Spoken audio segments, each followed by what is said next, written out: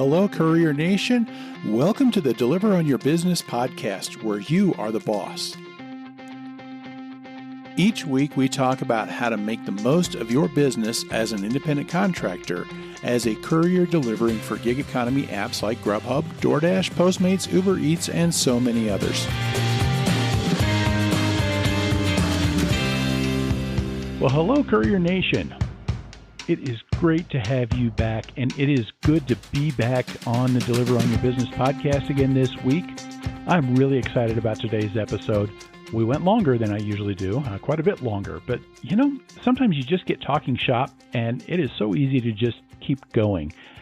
And there really wasn't anything that I wanted to cut out of it, and just had a great conversation today with Kevin Hom. Kevin operates financialpanther.com. And you got to go check out that website. He's got just all sorts of great insights on money, and especially on things about like doing side hustles. And he's really big on doing delivery. And in fact, one of the things we're picking his brain on today is he's been hitting like $40 per hour doing deliveries on his bike. That's right, on his bike, on an e-bike. But you know what, guys? Think about that. Earnings are way up. That's more than I'm making right now, and his expenses are incredibly low because there's not all that long-term stuff with your car. And so it was wonderful to kind of pick his brain, get some thoughts about doing bike deliveries, and how he's making that work. And I'm kind of thinking about, trying to dive in a little bit more onto some e-bike deliveries myself. I've done some bike delivery, just regular pedal bike, but I can only go so far before I burn out, so maybe I might try that out. And so it was good to kind of pick his brain, get some ideas. So stick around and listen for as long as you want to listen here for today's conversation. Before we dive into the conversation, I do have one announcement I want to make. I've talked for a couple of weeks about launching a class, and so it's time to announce the sign-up. And the first announcement is right here on the Deliver on Your Business podcast. We're going to be launching, it's called the 31-Day Courier MBA class. It's about 31 days to a more profitable delivery business. Now, if you've listened to me much, you've probably heard about the Courier MBA. When I launched this podcast, I launched it with 31 daily episodes, just one right after the other, and I called it the Courier MBA. MBA stood for Master Your Business Attitude. And I still get a lot of people talking back and about really enjoying that series. And so I thought it'd be good to revisit it, but put it together in kind of a structured way so that we can see if we can find some practical things to help you out. So what we're going to do with the 31-Day Courier MBA class is, like I said, MBA is Master Your Business Attitude. So it's not like an MBA you get from college. Unfortunately, I'm not certified to be able to provide one of those. And you probably don't want to pay as much as it would cost if it really were an MBA, right? In fact, the class is free. And see, the thing is that if these gig companies are going to call us independent contractors, they do that so they can get out on a lot of things they have to pay. But when they do that, they're saying, hey, you're a business. So let's embrace that role as business owners. Let's take advantage of the situation that we're in. And there's a lot of incredible advantages to being independent contractors. And you really start to get those when you develop a business attitude around it. So that's what the class is about. For 31 days, we'll talk about different business ideas and how you can use those ideas to make yourself a little more profitable. Now, we're going to open up registration for the class. There's no cost to it, like I said. And the very first opportunities to sign up, I'm doing it through the podcast here. And then also we'll have the link in the show notes. And I always have like an associated blog post that goes with the episode. On this week's episode, we'll have like the transcript for the interview. But before we dive into that, what we're going to do is we're going to have, at the top of that post, we'll have the information on signing up there as well. So the blog post is going to be at entrecourier.com/84 because this is episode 84. You could also just go straight to the sign up, entrecourier.com/getyourMBA, all one word. And you can sign up there. And here's how it's going to work. Each day you're going to receive an email. We're going to talk about the business topic for the day. I'm going to have some homework for you to do. somewhere that you can respond. Just generally, it's just going to be some questions. It'll get your thoughts, maybe get some of the information from you, and some of it we're going to use to probably try and track your progress and see if you are starting to make more money. And we'll set up a little community where we can talk about the topic of the day. We'll do some different things, and I'm not charging for this. But I'm also going to throw in something a little extra, just as a reward, that if you see this all the way through, I mentioned I'm going to have some homework. It's nothing really tricky, nothing too advanced or anything like that. But I am going to ask you to respond to some different things, do some things, because that helps you to take action. And if you do that each day, if you complete your homework for each of those lessons that I send out to you, if you keep me up to date on how you're doing, give me your thoughts, different things like that. If you follow through on all of that for all 31 days, I'm going to throw in a special. If you complete all of that, I've got a special Independent Delivery Pro polo shirt that I've had created. I've had some up for sale. I'll put a link so that you can kind of see what they look like and everything like that. And when you sign up, I'm going to ask you, your shirt size so I can make sure I've got a shirt reserved for you, so that if you do complete the program, that's my gift to you, to say thank you for following through on this whole thing. This is the first time I've done a class, so it's kind of scary in some ways, but it's also kind of fun. And so I'm going to be really thankful for the people that sign up and go through this. I'm going to cap it at the first 50 people to sign up, at least to begin with, and then maybe I can, after I'm done with that, after the first group gets done, then we might introduce the class as something we can just kind of put on an autopilot. But I want to try and do this here to begin with, and so that's kind of my thank you for helping me develop that experience at running this class here or something like that. So complete the class, do all the homework, and I send you this shirt as a thank you for your participation. So anyway, you can go again, entrecourier.com/getyourMBA, get signed up, try and get in as one of the first 50 to sign up. And that way you can reserve your spot in the class. And we will start the classes on, actually we're going to do it on August. We're going to start on September 1st. I was going to say August 31st. The problem is September is 30 days, and so maybe I should have started with a different month, but we're going to go with it anyway. We're going to start September 1st is the first day, the first email that goes out. So you got a couple of weeks here, but I want to get this to you guys first here on the podcast so you can get signed up.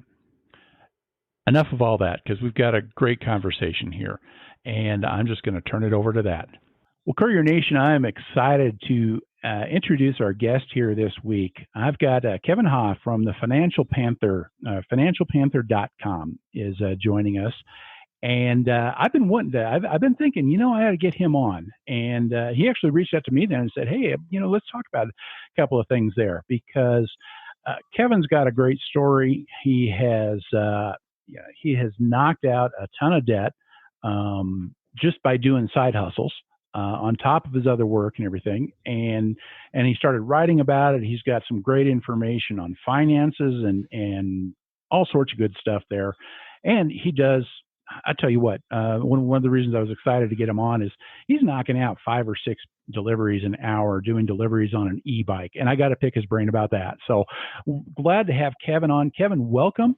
And thanks for joining us here on the Deliver on Your Business podcast. Yeah, thank you so much for having me. It's awesome having you come on. And Kevin, tell us a little bit about the Financial Panther and just your backstory and how you got started with that blog. Yeah, for sure. So I started the blog back in 2016. At the time, I had just paid off $87,000 worth of student loans from law school, which was actually which wasn't so bad. Actually, I had a 50% scholarship to law school. So yeah. And so it could have been a lot worse. It could have been. So, I can tell you after my master's degree. Right. So I at that time I just paid off my student loans. I had left my job in a big law firm, which is, one of these firms where I was making a lot of money, working, 60, 70 hours a week, that kind of thing. And I took a job in the state government. And I had a little bit more time on my hands, and I had been wanting to do this blog because I'd been doing these kind of like side hustles over the past year or so. And these are all like gig economy side hustles, mainly the food delivery ones. And I'd been doing that on my bike at the time, and people were kind of interested about what I was doing. And so I thought, well, maybe I could write about it and kind of share like how I'm doing it. It's kind of a funny thing because I'm a lawyer, and I was like delivering food on a bike. And so it was kind of a weird thing. Like, why is a lawyer doing this? I was doing it because it was fun and it was really working out well. And I was like fitting it into like my daily routine. And so I just kind of wanted to share about what I was doing. And so along the way, I started writing about that. I kind of discovered financial independence, which is kind of like this whole movement of, saving money so that you can be, so you don't necessarily have to work if you don't want to.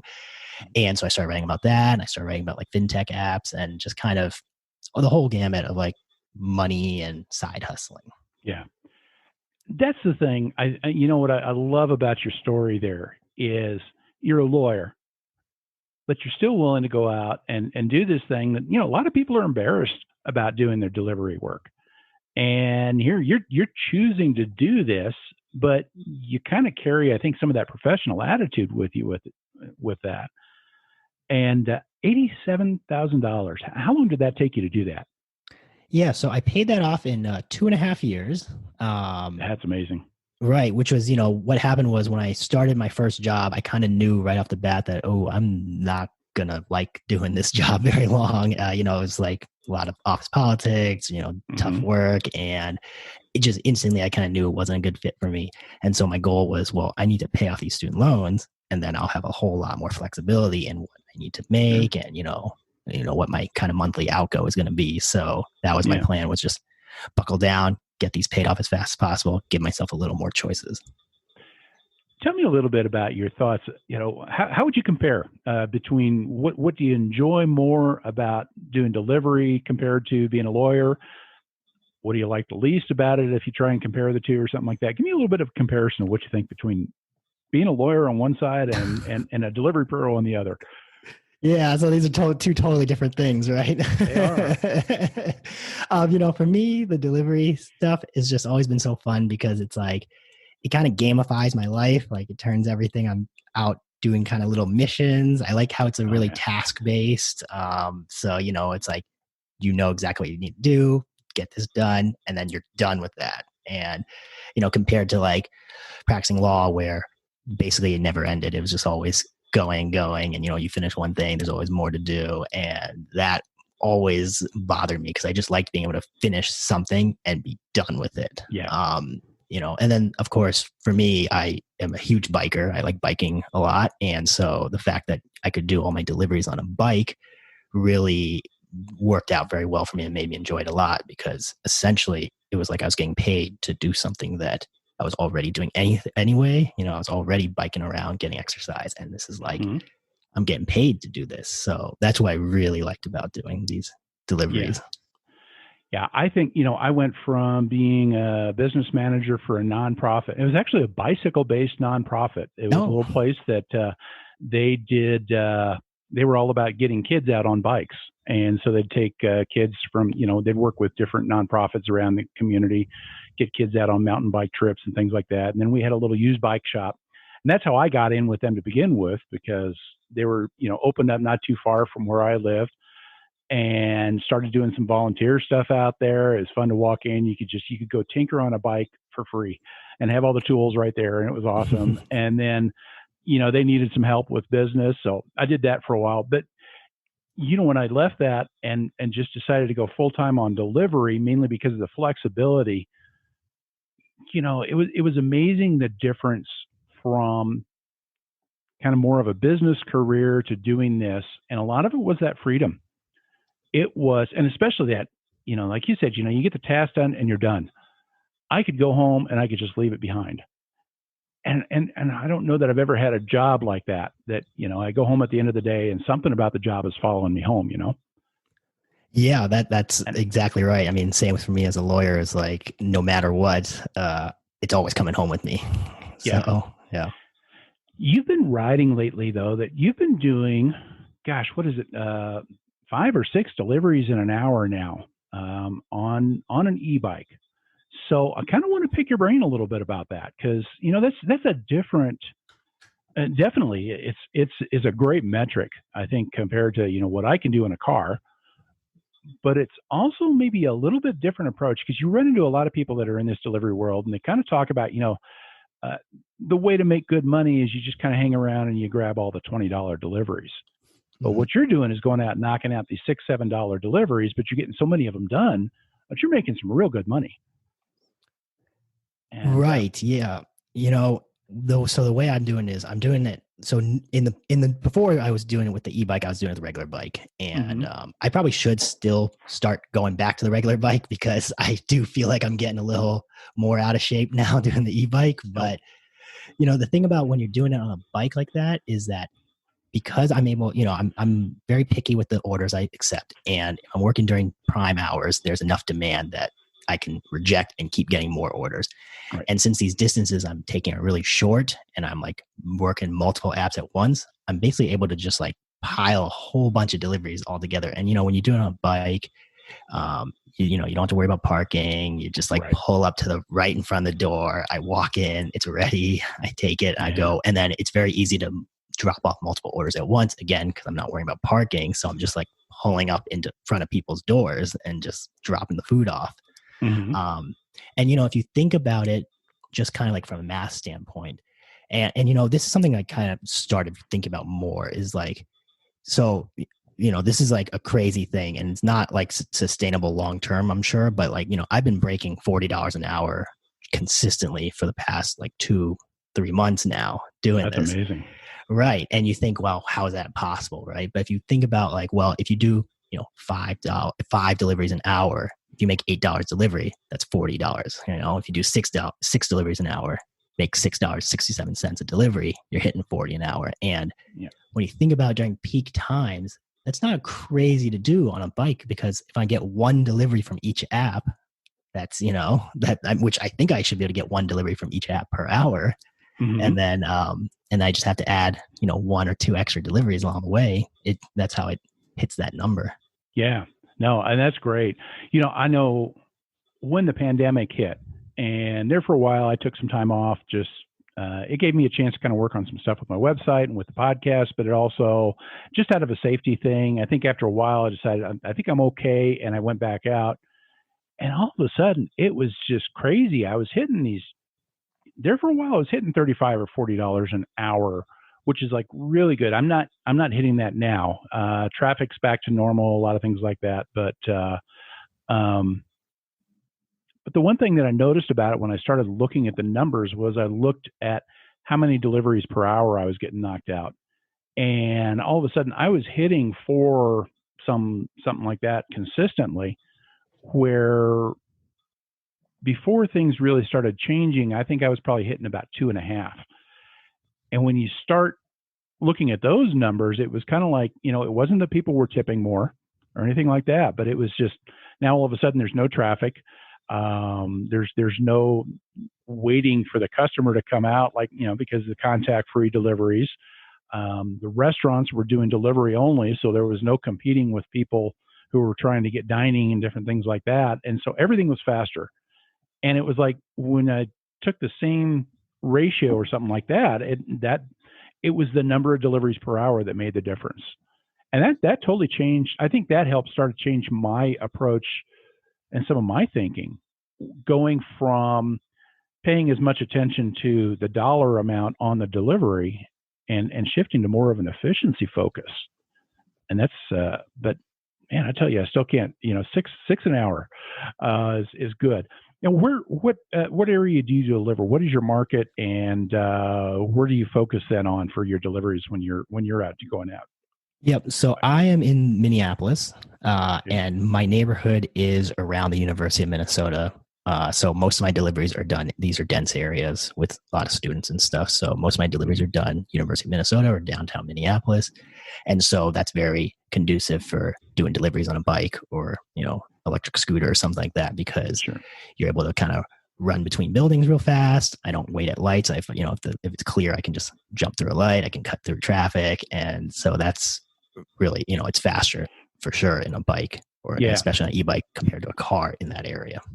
Yeah, and especially when you compare that to trying to find traffic, especially downtown or congested areas like that, the crazy thing was with the pandemic, it got to a point where traffic wasn't a problem at the restaurants, but it was at the customers because everybody's home. Yeah. And so especially in some of the denser areas that I try to work. Just for that reason, you can be a lot more efficient, I think. All of a sudden, there's nowhere to park in the neighborhoods, and so. So you do work mostly. It's kind of like a downtown area, and it sounds like you've got a lot of your restaurants and customers are all fairly close to each other. What would you say your average length of delivery is, as far as distance, everything like that? Yeah. So, most of my deliveries are within a mile, from restaurant to customer. I rarely do any that are more than they're like in the 3 mile range. It's just that those take me out to a place I don't want to go. So usually I'm sticking around a mile and a half. So, if I could do deliveries for like an hour and a half, I've usually only traveled about 15 miles, 12, 15 miles, something like that. I started tracking myself a lot better recently. I found this app that's like a good tracking app that was free. And it's really helped me to figure out like my zone that I'm in and what I'm doing and where I'm going. And so it's kind of nice to kind of see that data. What are you using to track? Yeah, it's this app I found called Gridwise. Gridwise, okay. Yeah, I think it's available in like every big city, but it's like not available in every city for some reason. Okay. But it's free and it's a pretty cool tracking app. When you turn it on, you can see like it shows you like where you went from, when you turned it on, when you turned it off. And so it's kind of a nice way to kind of look at your zone of like, where are you going during this? And so, when I look at mine, my zone is really tight. It's like all around campus. Sometimes I zoom off in one direction and come back, but generally it's like I'm in one part of campus, I go to another, I get deliveries over in that other part of campus, I'm going back, and it's just like back and forth. Oh yeah. No, that's awesome. I'll have to check that out. I kind of wondered because I know, and it's interesting, when I'm doing biking just by itself and everything, of course, then I'm turning on Strava, and that's kind of the popular one I think out there for doing that and running. And then of course, when you're out driving, and a lot of people are using Stride or Mile IQ or some different things like that for tracking their miles on their cars. And I think, tracking your miles on your cars is a good thing. I don't like to rely on those things because usually there's a glitch. I've had too many times where it's like it stopped recording or who knows what. Yeah. And I think it costs money or something like that. But one thing, just tell me about Gridwise, I guess. One thing I like about Strava and some of those is you can kind of follow your path and see what time it was and where you were at those different times. And sometimes that's good for documentation. Can you do that with Gridwise, or is it? Yeah, no, it just goes from when you start it to when you turned it off. But but when you look at the map, you can see like where you went during that time. So, if I go out for an hour, I turn it on, I can see where I was, and it shows me the mileage that I like went during that hour. So, yeah, I mean, obviously for me, I'm on a bike, so I don't care too much. I don't actually care about the mileage. That's just for my own data purposes. But, yeah. But that app is helpful too, because it actually you can like input what you made on each app, on each food delivery app, and so it's kind of like a nice little way to kind of look and compare like how much you're making per delivery with each app and how many are you doing. So, when I look at my app, it's like I'm always doing the most DoorDash, and then Uber Eats is the second one, and then Grubhub, and then Postmates is always like, I do a handful of them. We can talk about the different apps if you'd like. Yeah, let's do that. What do you like and dislike about each one of them? And when you're doing it, especially for bike delivery? Yeah. So the one that's here in Minneapolis, and I know you've talked about, and yours is Grubhub is the best one. Grubhub here is definitely the highest paying one, as I think it probably is in most markets, it seems like. But it's definitely not as high demand here. I would put it third in demand here. It's dropping here, which amazes me. I think they've just shot themselves in the foot too many times. But right. So with Grubhub, what I like about it is obviously the high pay for each delivery. I think here it never pays less than $8 a delivery. So even if the customer tips $0, you still get $8. Yeah. Are you on Grubhub? Are you on a bicycle mode or anything like that? Or do they have that there? Right. So here, I don't think they do. And I can't remember how I signed up for Grubhub. Grubhub was a weird one because they had a waiting list when I signed up for it originally. And I literally had to send an email every month for like a year before I got on there. And I don't even remember. It must not be on a bike though, because sometimes I'll get these crazy orders. It'll be like way, way, way too far away. Honestly, I don't know why anyone would do those even in a car though. To be honest, they seem so far away. Absolutely. Yep. But that's why I am rejecting a lot of orders. My acceptance rate on Grubhub is like 10% or something, or 15%. I reject tons of them. But whenever I get ones that are in my area that are short, I grab them always. Okay. Yeah. I wondered about that because I did ask about that around here, and he said, nope, we don't even have it. And so, right. So, with those apps, though, get any kind of dispatching or anything based on you being on a bike. Right. But, you can still do, so even though you're not, like, technically you're not on a bike with those apps, you can still do them on a bike. You just have to reject more orders. Yeah. So that's Grubhub. DoorDash, they're definitely the busiest ones in my area, I think. And they tend to have bonuses like peak pay a lot, which I like. And I like that I see what I'm going to make beforehand, although they do the thing where if it's a big order, try to trick you and tell you. With you on that. Yep. Right. But I do like that information that they have there. So I tend to do DoorDash ones a lot here simply because of the volume of them. Uber Eats has picked up a lot here, I find. Before they didn't tell you where it was going. And so that basically made my multi-apping strategy impossible for them. I rarely did did Uber Eats. Once they added that in, which I think here they added the where they showed you where it was going, maybe sometime this year, I think. So it was pretty recent. And so now Uber Eats is like a pretty big volume one for me now. The annoying thing with them, of course, is that they aren't showing you what the tip is. So, which can be a pain because, you get these orders like $3 order. And so I need like a $3 tip, to make it worth my time. Otherwise it's kind of like, I'm just kind of wasting my time there. Sure. I found that like 95% of people do tip on Uber Eats. I think it's because they tip beforehand.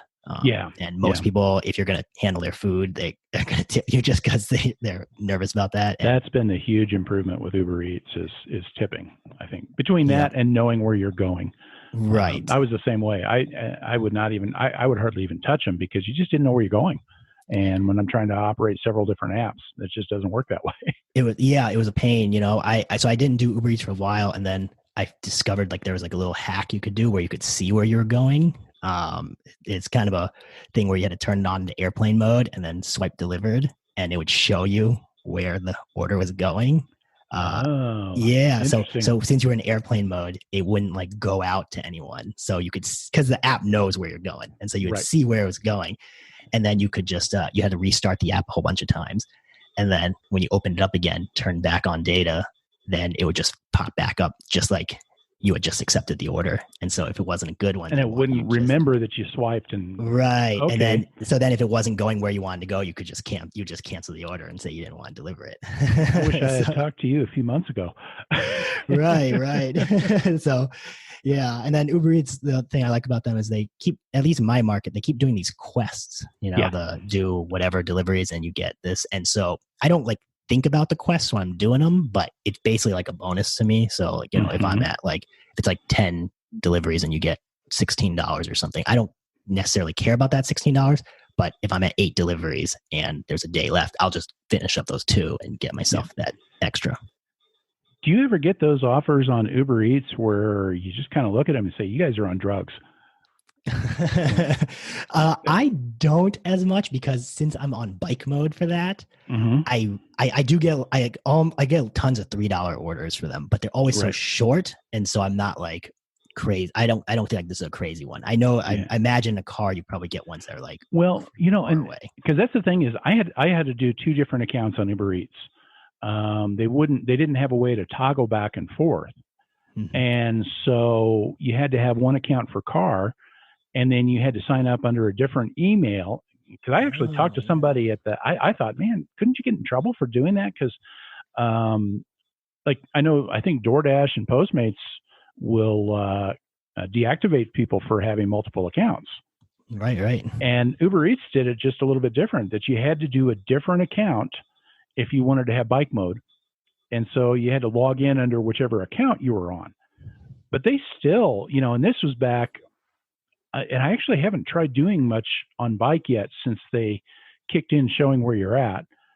But they were still terrible at, it's like, I came very close, I think, to being deactivated for canceling too many orders after finding out where I'm going. Because I'm sitting here on my bike and I am slow. I'm slow, and it's just a regular bike. And I'd, you don't know where you're going until you pick up the food, and then the delivery is 6 miles away. Guys, I'm on a bike. Yeah. And I'm in bike mode. How come you're doing it?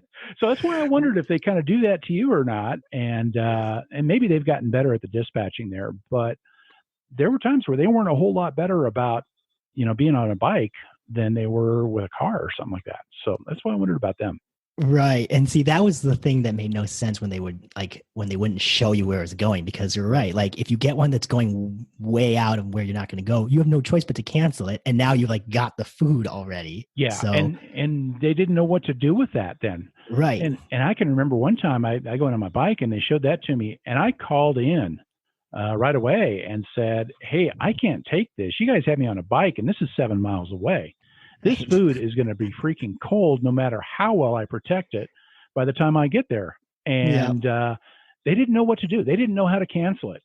They didn't know how to cancel it so that I could, and I left the food with the restaurant, but they still took it as, and basically they treat it like you took the food. Like you took the food. Yeah. And that you didn't deliver to the customer. And so it was kind of like I had to stop doing bike deliveries for a while because I was afraid of crossing that line, wherever that invisible line is or that unknown line is, that they say, okay, you've done it too many times, you're done. Yeah. So for a little while, Postmates was doing that too. So I could talk about Postmates a little bit. There's a little stretch where Postmates didn't show you where it was going either. It was like a really short stretch they did this. I don't know what the deal is with that. And so I remember I would get these orders and you couldn't. So I would get an order and I'd be like, oh, this one probably is close. Cause it'd be something that like a chain restaurant. So I'd be like, oh, this is probably close. And I could probably take a chance on this one. And then it would be going way out somewhere. Yeah. And so I'd have no choice but to cancel it. Right. And so I would basically have to do that, once every 2 weeks or 3 weeks. I would just cancel an order and I would just have the food, literally the food is mine now. Right. And that was just crazy when they did that, because there was no way there's nothing else you could do. It's like, I've got the food and now it's going way too far. I'm not going to do that delivery.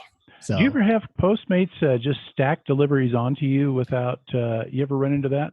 So Postmates doesn't do that. I know you've mentioned that, and I've never noticed that with mine. I know that there used to have a feature, and maybe it might be something in the app, because I remember there was a feature where it was auto stack orders, and I never turned that on. Yeah. So sometimes I will get a second order. They'll ask me to pick up a second order, and I always reject them unless it's literally along the way, because Postmates doesn't pay more when you do the second order for some reason. No.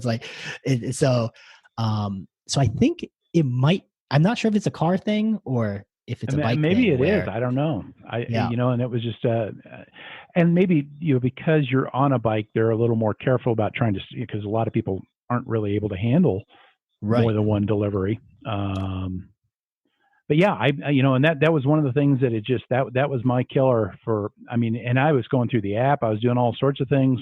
I was trying to contact support, which is a useless pursuit with, Postmates. They don't even have support, I don't think, anymore. They don't.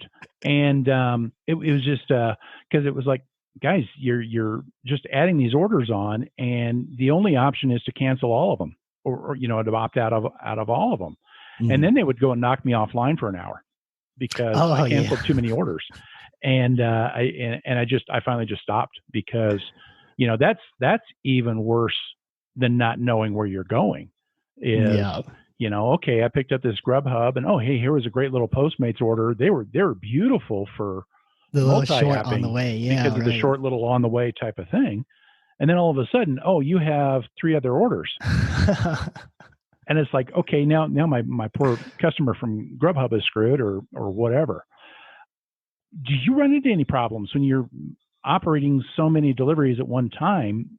Does it ever feel like it's really slowing you down at all, or anything like that, or? For one customer? So It can, yeah. If any customer is getting burned on it, it's typically the Postmates customer. And the reason, and I could talk about Postmates because that's the last app that I haven't discussed, is I Hmm? find that the tip rate on Postmates is so low. I don't know what the deal is. Like maybe I'm doing bad service or maybe people just don't tip because I know that the app, it seems like the tips sometimes come like months later even, Yes. you know? Yes. And so people, I think they don't tip until they like open the app again, basically. And I so, think it's the psychology of tipping because you're used to tipping when you pay. right. You go to a restaurant, you pay the bill, that's when you tip. Yeah. And, if you're doing cash, sometimes then you'll do it otherwise. But it's just, and I think that the thing is that, and it was this way with Uber for a long time, that if the customer couldn't tip until after the food's done, they're not thinking about tipping. No, They're no thinking about way. eating their food. And Yeah. so I think that's what's happened because Postmates is still strictly, I don't think you can tip when you place the order even still. Yeah, I haven't ordered food on Postmates in a long time, so I I like haven't don't either. actually remember how they do it. But like the way I see it is, I'll get like an order, and it'll always be like, it's like so low. Some of them are like $2.60 or something. You get paid, and so Yeah, you don't get any tip. And then it's like, well, what's the point of that? So that's my beef with Postmates is sure. my low tipping. But in terms of like the customers, when I'm multi-apping, I try to be very picky and try to make sure I'm picking orders that are all going the same direction.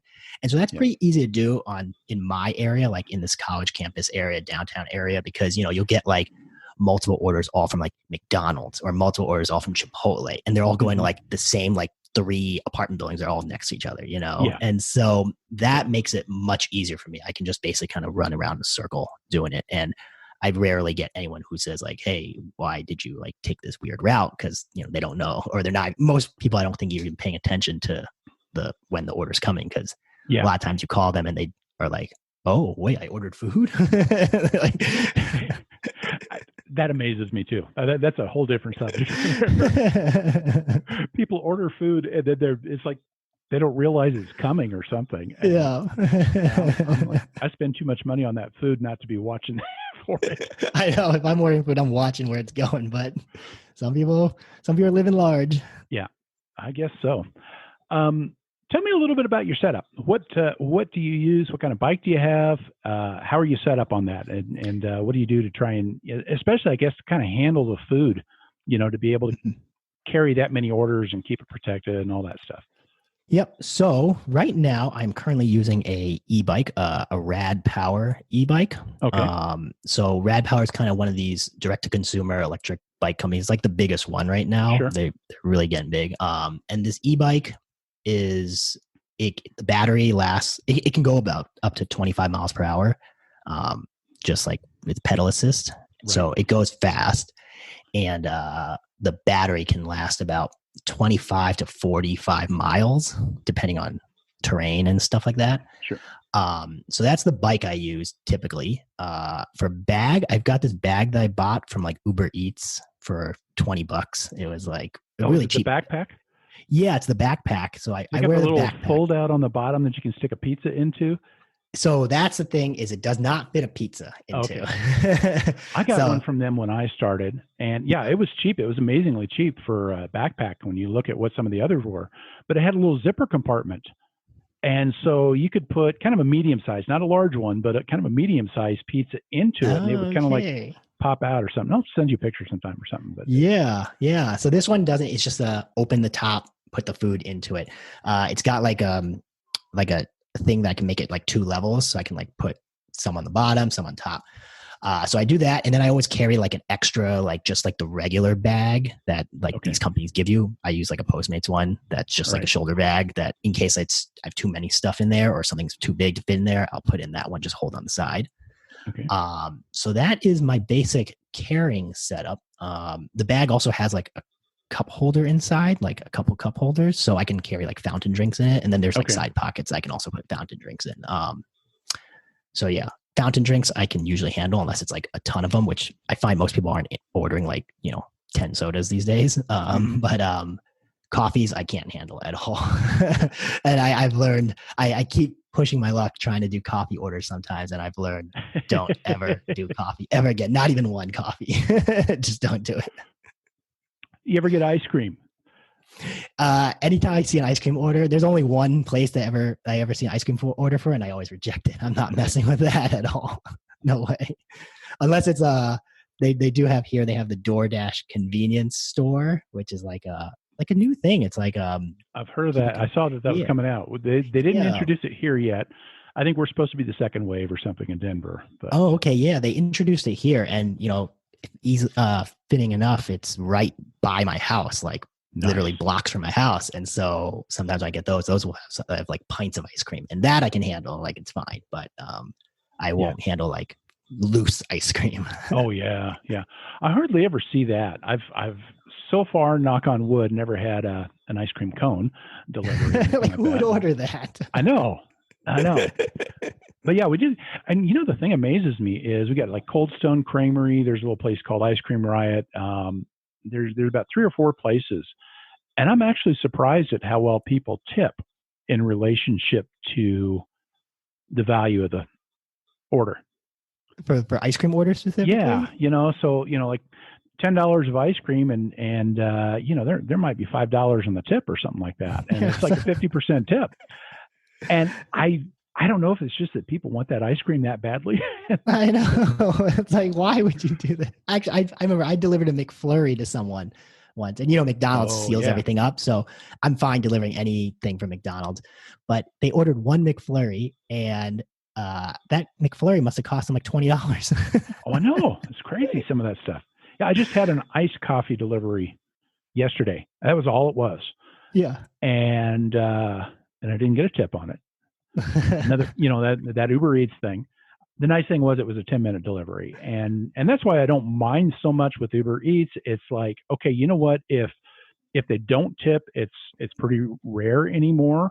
But it's like I always make sure that it's such a short delivery that if they don't tip, it doesn't hurt me that bad, Right. And that's how I think about for those apps as well. It's either, if I'm doing those deliveries, it's either got to be short, on my way somewhere, or I'm like desperate to hit the quest, basically. And those are the only way. And that's the same way I think about Postmates also. Like DoorDash and Grubhub, I'll do those, like I'll let those take me places because I find, I can see what I'm making beforehand. And so I can make a decision whether this person deserves me to go out there and do it, Right.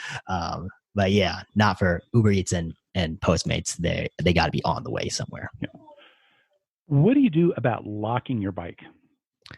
Yeah, so I don't lock my bike. I just put it like right out front, and I can see it from the restaurant. If I'm in like McDonald's, it's just a big glass door. I can see it. No one's ever gone up to it. Same with like a Chipotle. I can just look through the door and see it. So I don't lock it at all. And if it's a place where I can't like see it from the inside, I'll usually like wheel it into the restaurant. So like examples like a Five Guys, for example, they have like the inner, how they have like 2 doors to go in. There's always like that inner foyer area. I just wheel it right in there and just put it in there. And no one's going to take it pretty well. Yep. No one's ever messed with my bike. Okay. That's the part that I've always kind of like, when I've done bike delivery, I've got a big old surly disc trucker, and it's heavy as all get out because I've got racks on it, and and I use like a big basket, and I use just a regular bag, and I've got a big basket on the front. But I built that thing from the ground up myself, and so I'm kind of proud of that bike, and I'm like, nobody's taking that bike. So that's the one thing that probably slows me down the most is locking it. Yeah. I mean, if you can see it from inside, like, and usually most of these restaurants, especially, like, we're not waiting too long in them anymore. And so if you're in there and you're just grabbing and going, like you go into a Chipotle and it's ready, it's only out there for 5 seconds and you can see it. So that's what I find. And then, for apartments, I mean, if they do make you go in, I just bring it in with me basically. So. Okay. Well, and I'm trying to, I tell you what, I could keep talking about this stuff all day. I know. It's fun. Any thoughts that you would give to somebody who's thinking about trying out bike delivery? What would you tell people to do if they want to think about it? So, yeah, I think if you are in like a dense area, and if actually, for most of us, like I think most of us tend to deliver in like dense downtown areas as it is. And so if you're in that position, biking is like a lot faster than you think it is. Just because like the time savings you get from like not having to park, not having to like, park Look around the for corner parking. and look for parking, park around the corner, like I have a friend of mine I finally convinced him, he lives in Madison, Wisconsin. I finally convinced him to start using his scooter. He has an electric scooter to start doing his deliveries. And he's like, you're right. Like this is way faster because he used to drive to this like Chipotle. He'd have to park around the corner because that's the only place he'd get parking. And then he'd have to walk to the like around the block. And that now he just literally just drives his scooter into the Chipotle and he picks it up. So I think those time savings are like underestimated, and then the other savings of like being able to like hop on a sidewalk and like go the wrong way down a one-way street if you want, or run a light, like I'm not one of those bike people who just like runs a light when a car is coming, but like if I'm there and I don't see any cars, I'm going to run it. And whereas if you're a car, you're never going to do that. And this all saves a ton of time. So that, if you think about that, that's like worth it. The exercise aspect, of course, is something to think about, because even if you think you'll make less, which I don't think, in my opinion, I don't think people make less on bikes than like, I get a lot of people, I'll see people who will ask me about my e-bike, like other delivery people. And they'll be like, how can you make, like, are you making more on that? Or like, you must make less, right? And I'll be like, no, I make like more on this than I would in a car. And I think that people don't realize that because of the speed and stuff like that. And then the fact that like I'm getting exercise. So that's like that has to have some sort of financial benefit, to like improve your health. Like, absolutely. I don't know how to quantify that, but something. And then the fact that there's no, the overhead cost is very low. You do a tune up, you do a couple flat tires, it's going to be way less than what it costs to take care of your car. So yeah, and then, a way you can do it too. There's a lot of like, sometimes what I used to do actually, and I still do it now, is I sometimes use my city's bike share system to do deliveries. I thought about that. Yeah, you're going to move slower on it because those bikes are not as fast, except, but it's like a way you can do it where, like I have a yearly subscription to my city's bike share system, which I always get. I would get it regardless of if I was doing deliveries or not, because that's how I like use it as a transport tool. Mm-hmm. And so if you use that, you're not even paying for like really for any overhead on your bike, because assuming you would get that anyway. So, being willing to try with different types of bikes and with what's around you, electric scooters is another thing. I know that I've done deliveries with electric scooters. I still do it every once in a while on a scooter, and it's like, it's fun. It's just like fun. That's another one I've thought about, is that it's like, for me, I mean, I figured out a long time ago that downtown was the best place to go. And it was because everything was close together. And even when driving, it was better. After a while, you figure out the places you can park. And so sometimes, that does mean that you're walking a block or two, but it was still faster doing that than the long haul drives that you're doing out in the suburbs. Yeah. But I tell you, I've, there've been a couple times I pull up and it's like, okay, I'm about a block and a half, and I'm looking at that little Lime scooter there, and maybe I should. I mean, really, you get your own scooter and you can try it out. It's like, because, scooters, like my buddy, he bought his scooter. It was like $500 for his scooter. It's like, they're not very expensive, And, but yeah, if you get like an e-bike, like my e-bike was $1,500, and it's like, it basically replaces a car, Right. And if you think about like even your cheapest car is more than $1,500. So, and especially most people don't understand how much it costs to operate that car. Right. All they think about is gas and maybe their oil changes, and they forget about how they're killing the value of the car when they're doing deliveries. Right. And, all the stuff that, I always use that term, a credit card on wheels, because it's all costs that you got to pay later on. Right, exactly. When people don't realize it, they think like, oh, if I pay, you have to pay for a new transmission or something down the line. That happened because you put all those miles in the car before. Absolutely. And it will happen. It's it will. Not if, it's when. Absolutely. And, where you look at a bike, it's like a bike, like overhauling a bike is not very expensive. I tune my bike every year at the shop. It's like $80 or something. It's like really cheap. So... what kind of things have you had to pay for on your bike and everything like that, just to keep that up and everything there? Yep. So the things I pay for are the annual maintenance. So I do the maintenance every year, Hmm. and this is something I would do every year anyway. So in a way, it's sort of like I'm kind of turning something I would do into a business expense. Yeah. Because I treat that as a business expense, Oh, it is. even though like it's something I probably would do every year anyway, because Right. my bike gets a lot of abuse each year. Um, so that, tires and stuff, but even then I actually haven't had a single flat tire yet, knock on wood, on my e-bike, and it's got 3,000 miles on it now. So Wow. yeah, so it's got like some good tires, I guess. But my regular bike gets more flat tires, but I Yeah. just change those. It's not very expensive. That's basically it. I mean, I don't really have a lot of expenses that go with the bike. Yeah. Yeah. And I know a lot of people that are listening are thinking, yeah, but I can't write off that 58 cents a mile. I but, mean, it's true. You can't, right? but you can write off, I got something I wrote about that. You can write off your bike expenses, but Yep. you got to treat it like actual expenses. And technically, you got to do it kind of based on what percentage that you're using. You want to Right. have a pretty good idea how much you're doing. But if you got a bike that you're doing and that's all you're doing on it is delivery, well, that makes that a lot easier. Right. But the other side of it is people put too much into that write off, and it's like it still costs you 25, 30 cents, maybe 40 cents a mile to drive your car. And if you get that write off, you get 9 cents. You know, Hmm. that's what it saves you on your taxes. Maybe up to 15 cents. Depending on your tax bracket, different things like that. So it's like you're going out and spending 40 cents to save 10. And it doesn't make sense. Right. And so um, I'm trying to think of anything else. One thing I What else would I got to point look at? out, Yeah, an interesting thing that I've done. So you're in Denver, right? right. And yeah, and so I've actually done some food deliveries in Denver before when I was visiting. Oh yeah, It's kind of a funny thing that a lot of people don't think about this, but you can do deliveries for most of these apps, pretty much any city that you're in that has it. yeah. Especially DoorDash. I know they're Yeah, the most flexible. I think. DoorDash works. Grubhub doesn't. But DoorDash, Uber Eats, and Postmates all work in I whatever didn't know city you you happen could to with be Uber in. Eats. Yeah. It used to not be like that, but it's changed. And maybe it's not the case if you're on a car, but if you're on a bike, Mm-hmm. it will let you.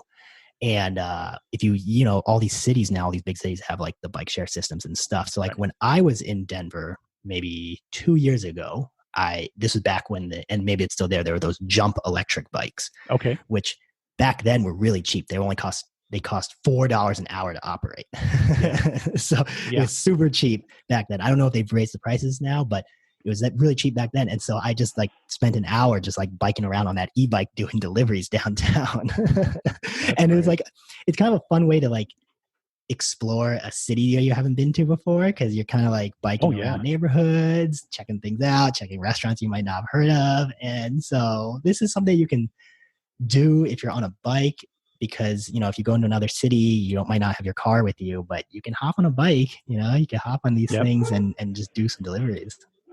I know my wife and I went out to DC a year ago, and we rented those the ride share or the shared bikes or something, like Yeah. just to ride around at night, see the monuments with the lights lit up and everything Mm-hmm. like that.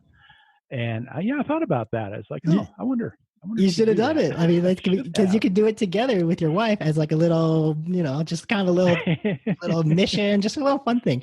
My wife and I did that. My wife doesn't do bike deliveries ever, except we actually did it once a couple years back. There was like a sign up bonus, and so I like referred her, Oh, and okay. we just had to do a certain number. It was low. Nowadays it's really high, but back then it was something Yeah. like do 20 or 15 deliveries in like a month. And so my wife and I would just, when we were doing this, we would just go on a bike ride and she would deliver food. Like I would go with her, and Hmm. just so we could get the bonus. And it was like well worth it, because, we were like biking around, which is something we would already wanted to do.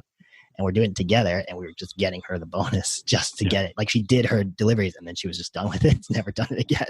Of course, now you got a young one, so you're gonna have to find a child seat or something like that to do that. I know, right? Well, yeah, the little one probably won't risk anything scary like that. Well, Kevin, this has been fun. I've enjoyed talking about bike deliveries, and I want to get you back on too to get more into some of the money stuff, because you've just got a lot of good common sense stuff about the way you use your money, and because sometimes I think we get ourselves in trouble with the money that we're bringing in, and we forget about a lot of things. So I definitely want to have you come in. And folks, go check out, it's financialpanther.com, and yeah, just listen to everything that he tells you there. He's just got some good advice about all sorts of stuff there. So Kevin, I want to thank you for coming on and being part of the podcast. And any parting shots you want to make here before we head out?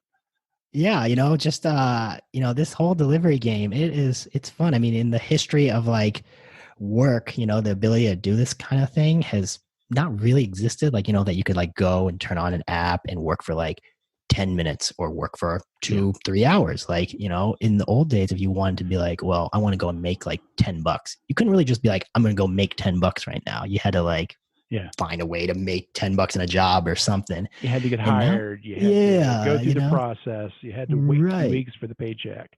Right. And you couldn't work like 10 minutes in a day, I had to work like a shift, and so, when this is like pretty new stuff. I mean, when I graduated college in 2009 and this did not exist, this 10 years ago. Right. And so you just look at this, like what you can do with it, just like a brief talk about money, it's like $5 a day, $10 a day. If you take that, you add it up, save it over time, it adds up like over the long term. And so, and then if you do it right, it more than adds up. Right. And so they were in like a interesting time where you can kind of work in short bursts while you're doing something else, and you can kind of fit these things into your day-to-day life. And so, take advantage of it if you can. Good advice. Awesome advice. And the beauty of it is, like you said, we can go out, you can do this for a little bit. What I love about it is you can go out and you can just have fun at it. How many times could you do that? Right. Like I would not do this if I didn't think it was fun. I do it because I find this very fun, and that's why I do it. I love it. Well, Kevin, thanks again for being on the podcast. All right. Yeah. Thank you so much for having me. You bet. Well, what do you think, Courier Nation? I love this. I just, I should do more interviews, because each time I do an interview, I keep thinking, I think that might have been my favorite episode. And this is another one where it's kind of like right up there. And in fact, we chatted probably a good half hour or so offline. And it's just fun to talk shop with people that love doing this delivery stuff. There's so much to enjoy about it, and it's fun to do it. So I want to, really, really, really thank Kevin Hoff from financialpanther.com for coming on, joining us today. And go check out his blog, financialpanther.com. He just writes all this stuff in such an engaging and easy to understand way. And, he talks a lot about money, but he does it in a way that, you don't feel like you're being judged, And so there's some great stuff. And I think that's why he's been able to do really well with his blog, and loved having him on, as you can probably tell. And it's just easy to keep chatting about all things delivery, bike delivery, all of that. Folks, what about you? Do you guys do any bike deliveries? And how do you enjoy it? What do you I'd love to hear from other folks that are doing that. I'm looking at probably doing a little more on the website, as well as maybe an episode or two coming up about doing bike deliveries. Checking out some e-bikes right now, and just about to pull the trigger here on something. And thought maybe I'll kind of give it a couple weeks where I just go nothing but bike delivery for a little while and see what it's like, and share my experiences with you. So stay tuned with all of that. Last words while wrapping up for today. And that is, I just think, one of the things I just loved about this conversation with Kevin is here's a guy, he's a freaking lawyer. And so often we kind of think, oh, that's a real job, right? That's a real profession. And yet, I don't know, I get the sense when I talk to him, he enjoys this a lot more than any of the law work he ever did. And a lot of that is, the guy doesn't have any kind of pretense at all. He's not, he's not full of himself in any way, shape, or form. And I think, one of the things that I pick up from him that he really enjoys about doing this is you're able to be in control, and you can't do that in a lot of professions. And that's kind of my closing thought, is enjoy the heck out of the opportunities we've got right now with all the different changes. Who knows how long those opportunities will be around. But the main thing is, guys, you got an incredible opportunity to go out, run your own business, be your own boss. And so one last plug that I'm going to throw in on the course. We're going to cap it at 50 people here. So if you head on over to EntreCourier.com/getyourMBA and get signed up, or go click on the links from the show notes and everything. 31-day Courier MBA class, 31 days to a more profitable delivery business. And you can go there, develop your business attitude, master your business attitude.